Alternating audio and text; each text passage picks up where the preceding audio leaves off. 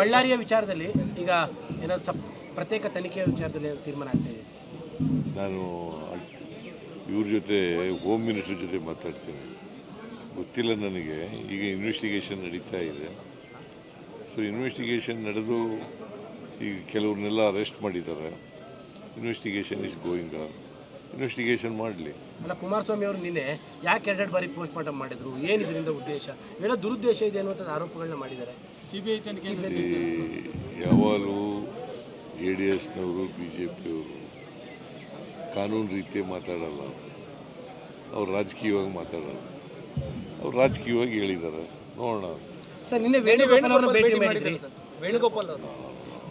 ವೇಣುಗೋಪಾಲು ಇದರಿಂದ ವಯನಾಡಿಂದ ಈ ಕಡೆ ಬಂದು ಬೆಂಗಳೂರಿಗೆ ಹೋದರು. ಬೆಂಗಳೂರಿಂದ ಡೆಲ್ಲಿಗೆ ಹೋದರು. ಹಾಗೇ ಮೈಸೂರು ಬಂದ್ರಲ್ಲ, ಭೇಟಿ ಮಾಡೋಣ ಅಂತ ಮಾಡಿದ್ದೆ. ಪುನರಚನೆ ವಿಚಾರ